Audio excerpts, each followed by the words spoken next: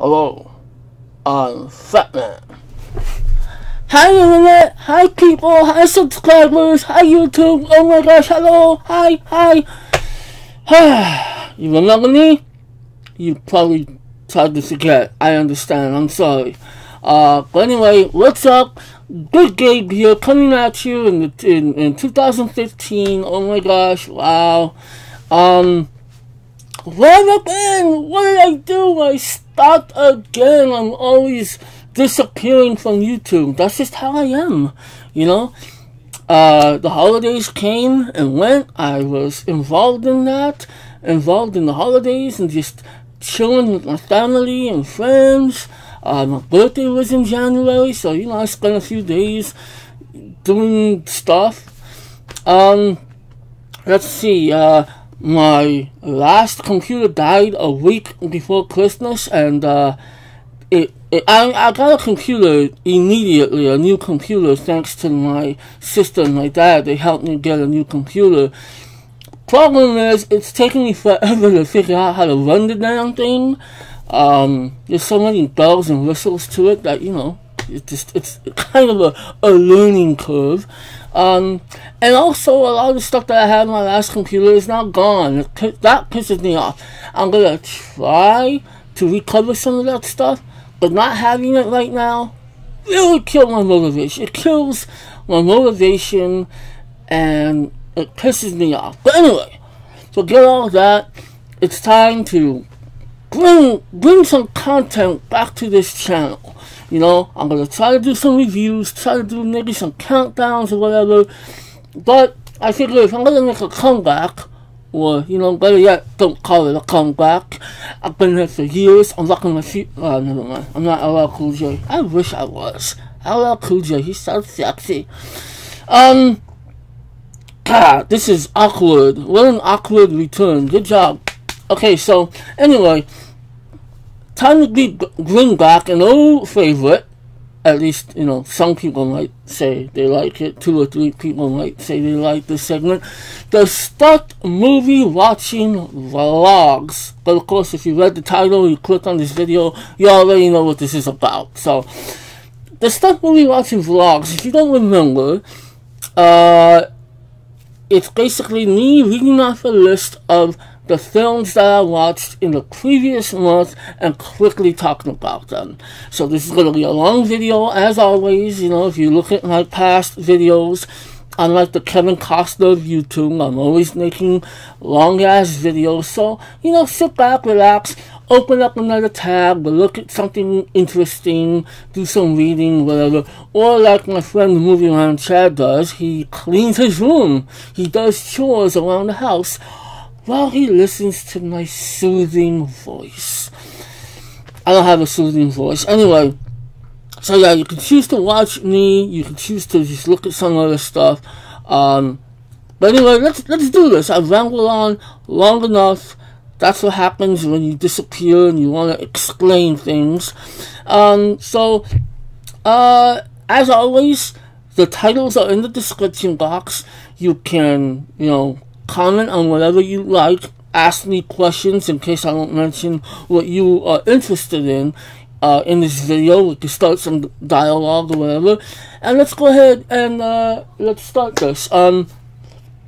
January 1st, New Year's Day. Yay! I call it the most boring day of the year. You know why? Because there ain't shit on TV. I don't like the Rose Parade. I don't care too much for college football. There wasn't even that much college football on TV anyway. So, I got it in my mind. Actually, sometime in December, I felt like watching The Dark Knight. But then I kind of got it in my mind, and I'm like, you know what?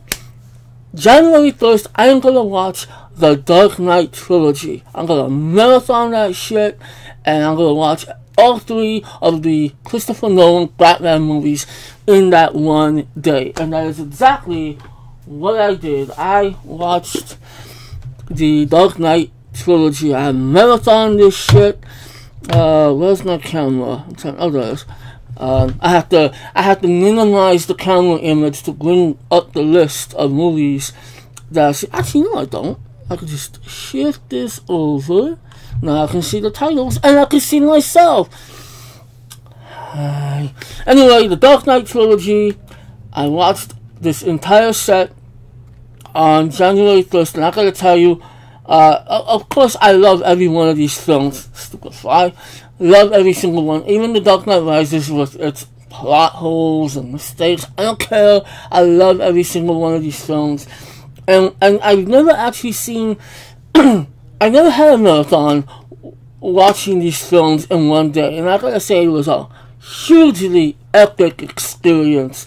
I'm not gonna really go into these films because, you know, there's so, you know, there's so much that's been said about these films already. I don't know what more I can add to it. But if I ever did, I would make its own video. I would make a video separate. But I will say that watching this series as a whole, watching it in one day, was one of the most epic movie marathons I've ever had. Also, the documentary on this set about the Batmobile, I finally watched it, and I gotta say that is a great documentary. Gives you a lot of insight on the character of Batman, the designs of the Batmobiles throughout the years, not just in the films, of course, but in the comics. It really goes in depth on why it's gone through so many changes, but the most amazing thing of that documentary is seeing every version of the Batmobile put together in one room, and then having people driving out on the road. It was an amazing sight. But anyway, that's why I watched January 1st. I spent all day watching Batman Begins, The Dark Knight, and The Dark Knight Rises. Awesome idea. Okay, so January 2nd, I watched Django Unchained. Django! I don't watch this movie enough, okay? This was my favorite film from 2012, and I've now only seen it 3 times. The reason for that is because it's a long film, and it's not the kind of film I can watch in parts. I have to watch it all the way through, or I can't watch it at all. I love this film so freaking much. I do think it's a travesty that Leo DiCaprio literally bled for this role and didn't get an Oscar nomination at least. If he had, maybe Christoph Waltz wouldn't have won. I was happy when he won, but I still would have liked to have seen DiCaprio get something. But you know, he didn't. I don't think he was complaining. Okay, he was on his yacht with 10 gorgeous women. I don't think he cares. But anyway, love this movie to death. It's a classic in my opinion. At least it will be a classic. So watching it was a lot of fun. Okay. On the same day, on the 2nd, I watched a movie called A Most Wanted Man. This is it's a drama.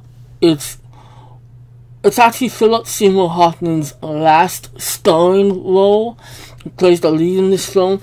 It's actually hot. The movie is pretty much about the investigation of a Middle Eastern young man who's about to inherit some money from a known terrorist. So people are investigating him. His lawyers are trying to make sure he gets that money back. It's a good film. It's not exactly very exciting. It is intriguing, but the best thing about the film is seeing Philip Seymour Hoffman in action. Not necessarily action, but seeing him carry the film. You know, it's a good film. It's not something I ever want to watch again. It's kind of dull in some areas, but it's a good one-time watch. Okay, so on the 3rd, this is actually quite special, I guess. Where the hell is it? I have the... Oh, here it is. First of all, my niece Cheyenne she's practically been begging me to get this movie for the longest time. and she was right to do so. It's a good movie, but I knew that there was a Criterion edition. I wanted that, but it cost a lot more. And around Christmas time, it was on sale. I ordered it for her, and I gave it to her as a Christmas gift. On January 3rd, we watched it, and that's The Fantastic Mr. Fox. In case you're not looking at what I'm doing, you know, like I said, you can open up another tab and look at something else. I am showcasing the movies that I own, the physical copies, to show that I watch physical copies. It's the best way to watch a movie. So anyway, The Fantastic Mr. Fox Criterion Edition, beautiful set, like absolutely amazing set. I love this set. Look at that. It's just gorgeous, gorgeous, gorgeous. Comes with a nice booklet. I have not seen every feature. Actually, I haven't seen any of the features. That's not true. I did watch some of the features. Anyway, the movie is great. I mean, I love Wes Anderson, and it was so interesting that he was able to bring his quirky, unusual style in animated form.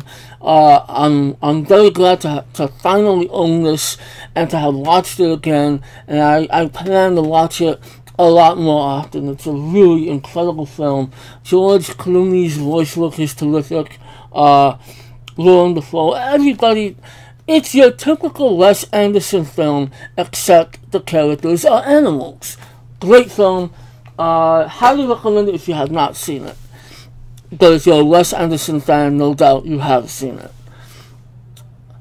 On the 4th, I think, a few weeks prior to watching it, Movie Man Chad and myself were hanging out, and we were talking about, this movie came up, okay, and I love this particular movie. I was telling him that I quote this movie, and I reference this movie all the time, and that is the movie that, you smell it, it's like God's vagina. The Pineapple Express. Pineapple Express, I love this film. Definitely one of my favorite comedies. Fuck Jeff Goldblum, man. Love this fucking film. This is probably the only film with James Franco that I truly love. I'm not a fan of Franco at all, but I love his character. I love this film. I could talk about this for days. I can quote it. I can whatever, you know. And I watched it, and I laughed my ass off. I love this fucking movie. On the 5th, I watched a movie that a lot of people like to talk shit about. And I don't know why. I understand the issues that some people have with it, but I think it's a cool movie, and I bought it last year around Halloween. I felt like watching it, but I never got around to it, and I rewatched it on the 5th, which is interesting because it's kind of a Christmas movie. But anyway, Iron Man 3. Definitely not the best Marvel has to offer. Obviously, the first Iron Man is the best, but I enjoy this film. I know a lot of people like to hate on the Mandarin twist, and I get that. I was kind of upset when I saw that. But the more I think about it, the more it's kind of an interesting spin. It's not entirely a great payoff. I will say it took balls to do that, but I wish they had kept the Mandarin the way he's supposed to be, you know. Still, I enjoyed this film. It was fun rewatching it, and the main thing I love about this Blu-ray is the Marvel one-shot short Agent Carter. Agent Carter, I love that character. I'm currently watching the TV series, and I really enjoy it. But yeah, Iron Man 3 gets a lot of hate. I don't think it's entirely warranted. I understand the concerns people have, but I still enjoy this movie. You know, the demolition of his beach house, or his house on the hills, is awesome. I love that scene. Okay, so on the 8th, I skipped a few days without watching any movies. My TV shows came back, and one of the shows that premiered, I decided to check out. It was Empire on Fox, the one with Taraji P. Henson and Terrence Howard. And the whole time while I was watching that pilot, not to mention I was sick as a fucking dog. I had the stomach flu on that day. It was horrible. But the whole time I watched that pilot, I kept thinking, damn, I want to watch Hustle and Flow. So this isn't on the same day, but I think it was the next day, I watched Hustle and Flow. It's been a while since I've seen this. Matter of fact, I only seen it once prior to rewatching it, and it's a really great film. Great music, good story. The features on this thing is actually really good, because you come to find out that Terrence Howard doesn't even listen to hip-hop that much. He's more into like John Mayer and just a lot of, corny music, which is good music. It's good music, but he had to learn how to rap. It did not come naturally to him. But anyway, I really enjoy this film. Ludacris plays the biggest a-hole rapper ever put to screen in this film, and it's a really good film. It's I just remembered it won Best Original Song. It's Hard Out Here for a Pimp, written by 3 6 Mafia. That's awesome. So Hustle and Flow, very good movie. I much prefer 8 Mile if you have to make comparisons. Everybody always has to make comparisons to this movie. 8 Mile is my jam, but this is a good film. Okay, so on the 11th, I've been wanting to watch this movie for the longest time. Finally rented it through Netflix. It's The 5-Year Engagement. This is with Emily Blunt and Jason Segel. They sent me the rated cut, so I did not see the unrated cut. But either way, I thought the movie was okay. I was kind of disappointed with it. It was funny in the beginning, then at a certain point in the middle, it really lost me. The characters started doing some really stupid things that jeopardized their relationship, and it was not a great movie. But then towards the end, it picks up. It becomes cute and funny again. So it's a mixed bag. It's a mixed bag. I love Emily Blunt, and watching her in this film, it felt right. Funny thing is, it has Chris Pratt before he got all bulked up and handsome for Guardians of the Galaxy. He's so pudgy in the movie. It's so funny. Who's that chick that he ends up banging? I'm trying to remember. She's cute. Damn it, I don't remember. It's not a memorable film, that's the thing. So it could have been a better film. I wish it were a better film, but I saw it once. I'm good. I'm content with that. Let's see. On the 13th, I watched this was an independent movie that was in my Netflix instant queue for the longest time. It's called Peep World. Peep World. It's the reason why I wanted to see it is because it had Michael C. Hall from Dexter. It also has Sarah Silverman, Rainn Wilson from The Office, and it's got a great cast actually. Taraji P. Henson is in it. But the movie itself kind of sucks. It's basically about a family kind of torn apart. It's kind of like a quirky comedy drama. This family is torn apart because the youngest, who's the most successful, wrote a book called Peep World that gave an insight look at how crazy his family is. So of course, naturally, they hate him for writing this book and whatever. It's a really shitty movie. It was so boring. It was only 75 minutes long, but I felt like I wasted my time with it because it's just not a very good movie. It's not interesting. Nobody is really likable in the film. Everybody's pretty much a fuck up. And yeah, not a good movie. not even worth talking about. Okay, the 15th, I watched the Skeleton. Skeleton Twins. Ugh. Having a speech impediment sucks. Anyway, this is a dramedy with Kristen Wiig, Bill Hader, Ty Burrell, and Luke Wilson. And I really enjoyed this film. What's really interesting is that you have these really hilarious comedic actors in a film that's a lot more dramatic. There's a lot of heartache in the movie. There's a lot of issues in the film that are brought to light that can be kind of hard to tell in a movie. But it's told so well. Kristen Wiig and Bill Hader did such a good job with this movie, playing estranged brother and sister.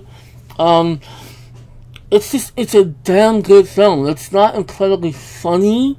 It has funny moments, but it is dramatic. It is heartfelt. It's a movie that I highly recommend. It's a great indie movie. And yeah, there you go. On the 16th, my birthday. I didn't do shit this year on my actual birthday. Everything else, everything that... Actually, I had dinner. We went to dinner as a family. But then I went out on the weekend, and then a week later my friend took me to the movies. So anyway, on January 16th, I came back from dinner and I was determined to watch a movie, and it hit me. I share a birthday with the late, great Aaliyah. You know, wonderful, talented R&B singer who died too young due to a tragic plane crash. And I was a good fan, and I know that I share a birthday with her, and I always think about her on my birthday. So, to kind of commemorate how great she was, and I felt like watching it, I watched Romeo Must Die. And I really enjoyed this movie. I've seen this movie so many damn times, and she was so talented. She had some good acting chops. Her and Jet Li had some pretty interesting chemistry.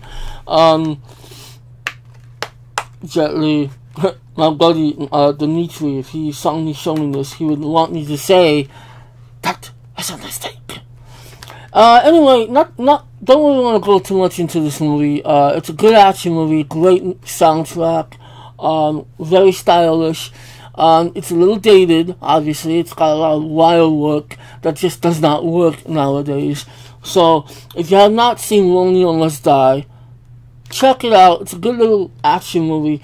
If you have seen it, but it's been a while, rewatch it. See what you think about it. But, R.I.P. Aaliyah, you are always remembered.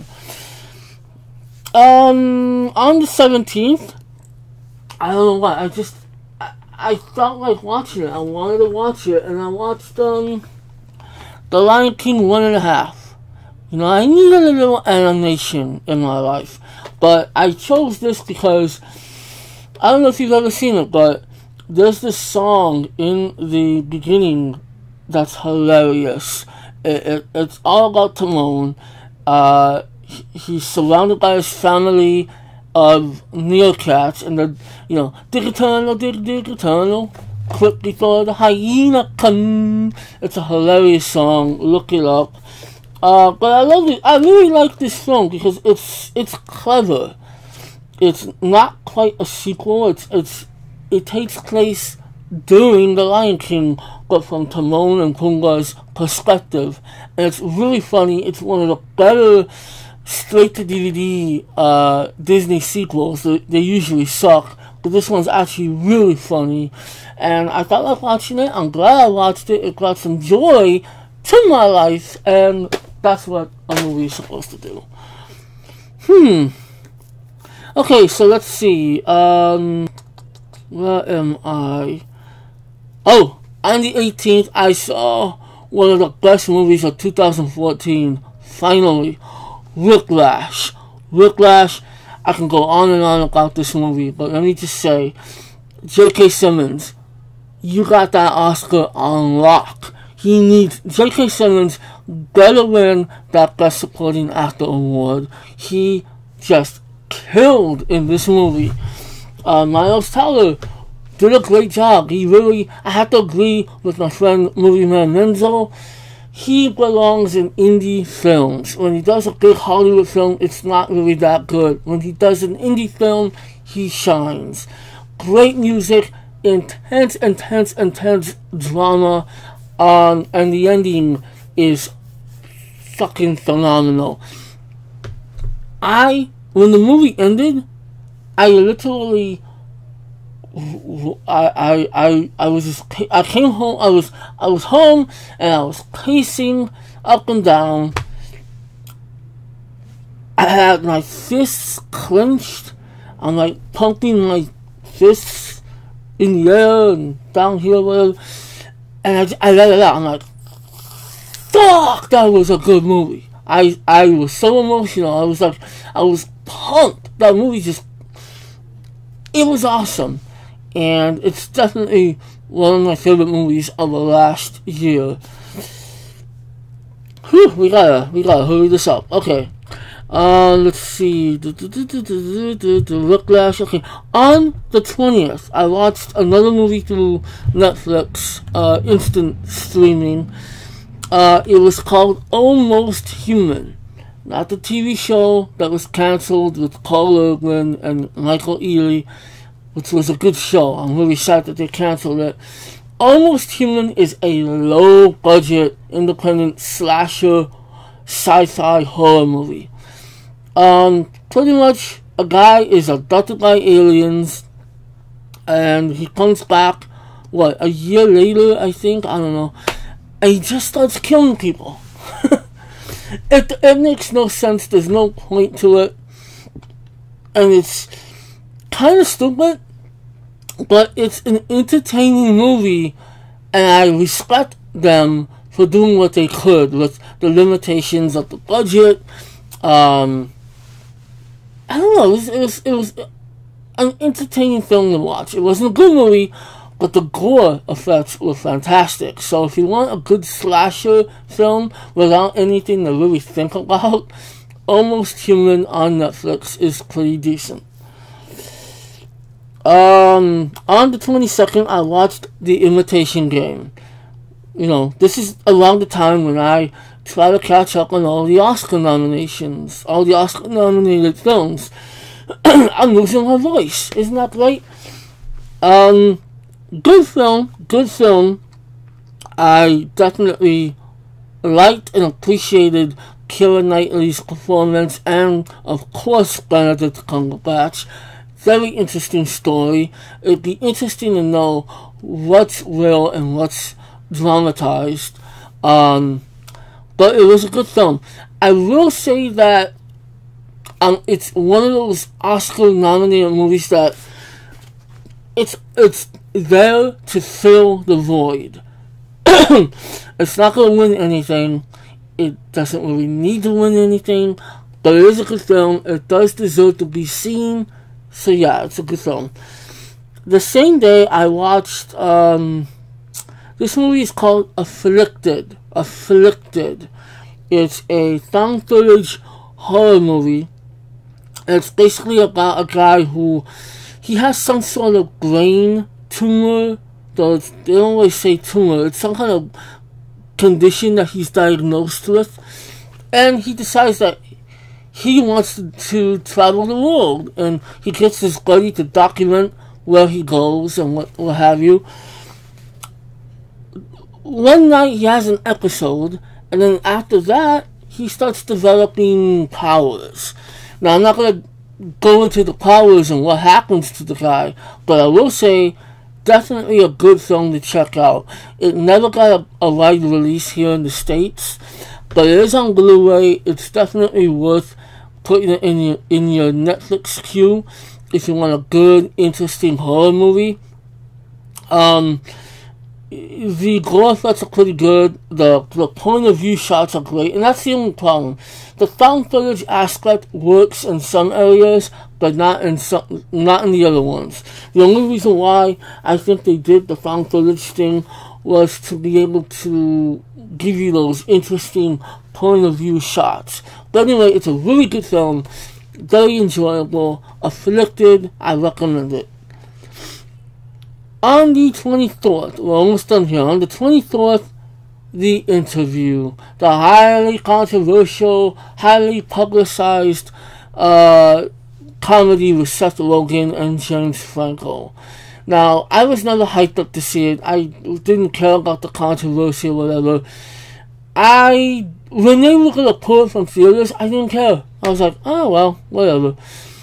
They put it on Netflix on the 24th, and I was like, well, fuck it. It's on Netflix, I'm going to watch it. I am not a big fan of the movie. I did like it. The first 25 minutes drove me nuts. I hated the first 25 minutes, except for the scene with Eminem. That is indeed the greatest scene of the movie. Franco was so fucking annoying in this movie. Even though he had some moments that made me laugh, the majority of the film, he fucking annoyed me. And Seth Rogen was just Seth Rogen. But the guy that really made the movie, I don't know the actor's name, but he portrayed Kim Jong-un. Kim Jong-un. He was fucking great. He was awesome. Fuck you, Dave. He was funny. He made the movie memorable. And also the final act, it becomes very violent. I did enjoy that. But as for the entire movie, I didn't like it that much, but it was okay. It's something that I would buy for $5. So, on the 25th, my good friend Daniel took me to go see Birdman, or The Unexpected Virtue of Ignorance. I had to say it. I had to say the whole thing. I was so happy because I wanted to see that movie in theaters. I really, really wanted to see it. And because of him, I saw it and I fucking loved it. I loved every minute of that movie. I'm probably going to do a review for that film, but just know that I loved every fucking second of that movie. Michael Keaton, he deserves the Oscar for that movie. They're saying that Eddie Redmayne might get it, but fucking Michael Keaton, man, he should get that award.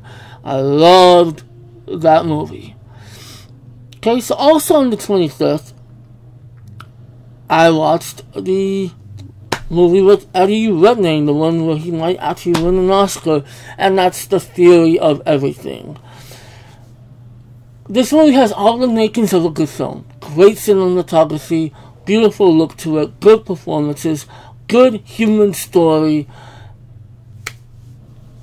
I didn't like it that much. I wasn't into it. I think it's a good film. I respect it. I would give it like a 3 out of 5, which I know is like maybe too low.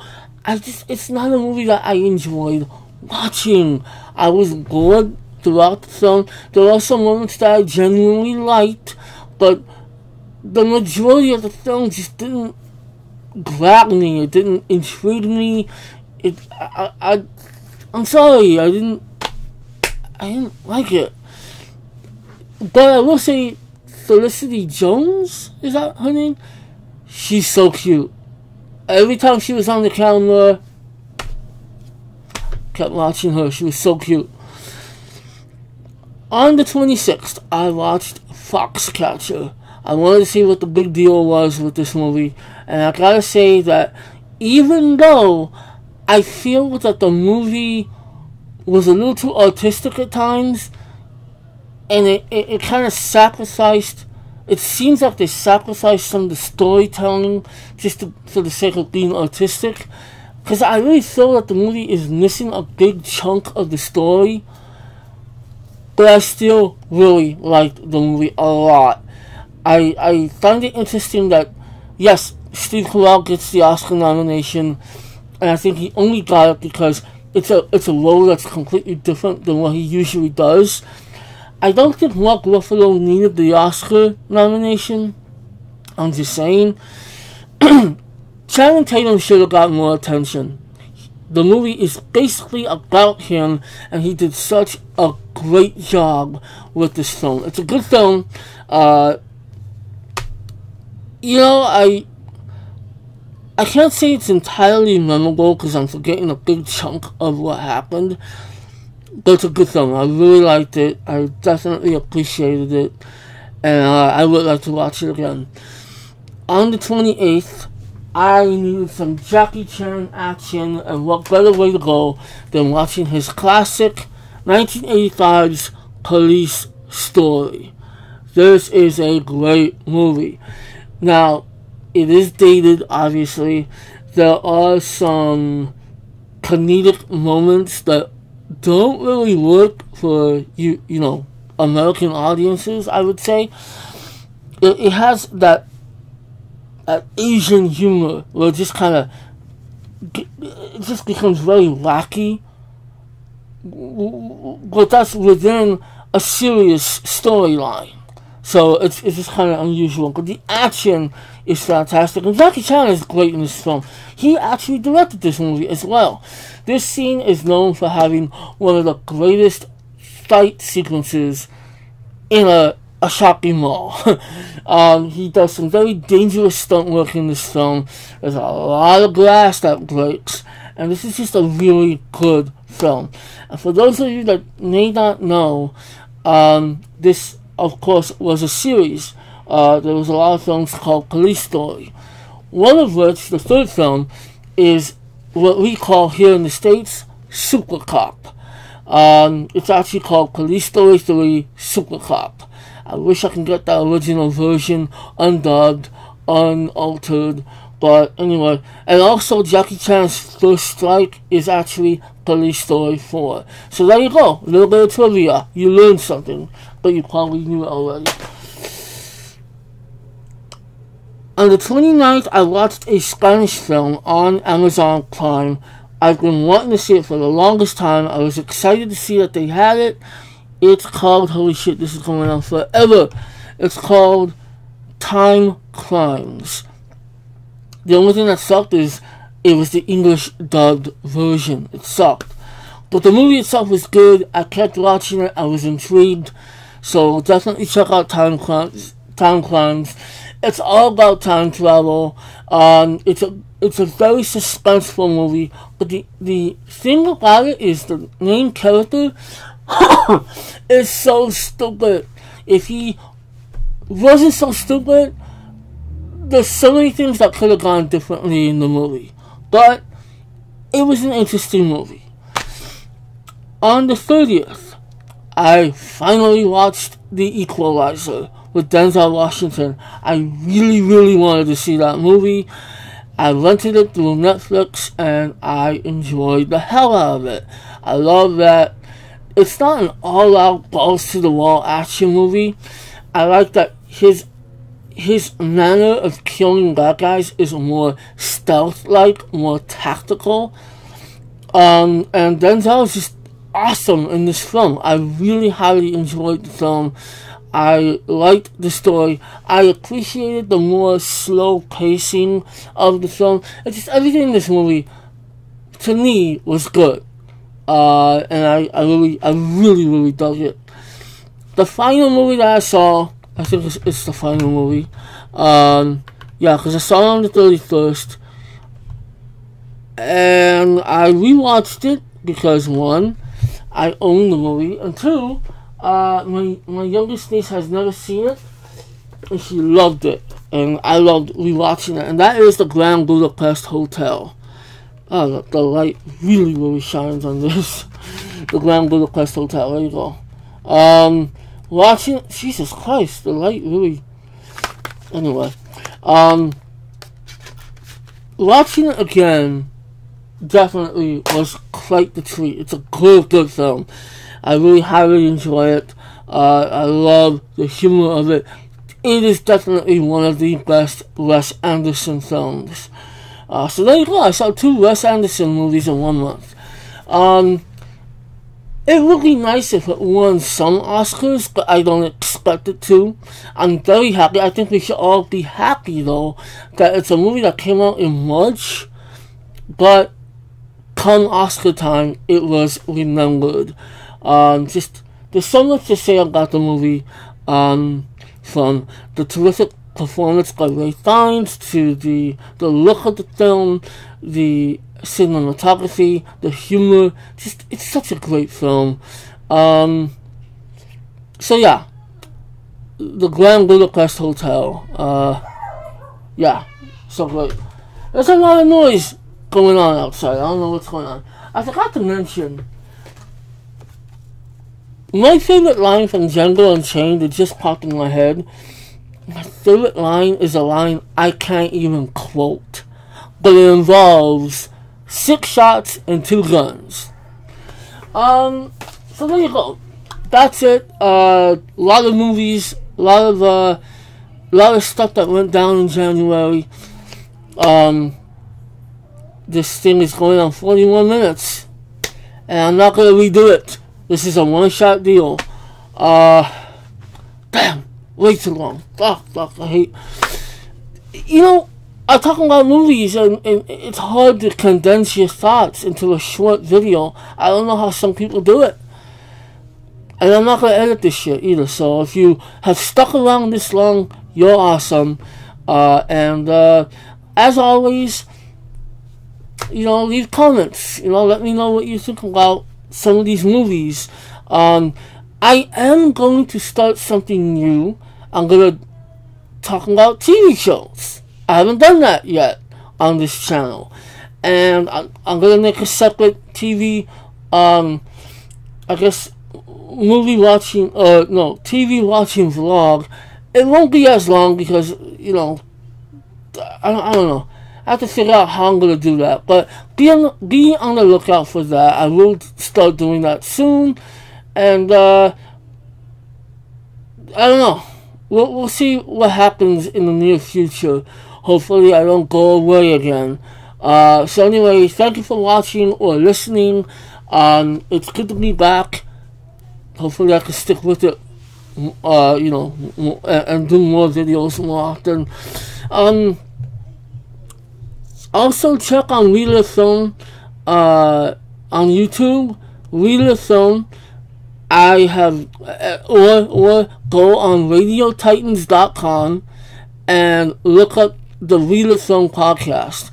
I've now come up on 2. I came out on 2 episodes. It was a lot of fun. I'm on episode 11 and 12.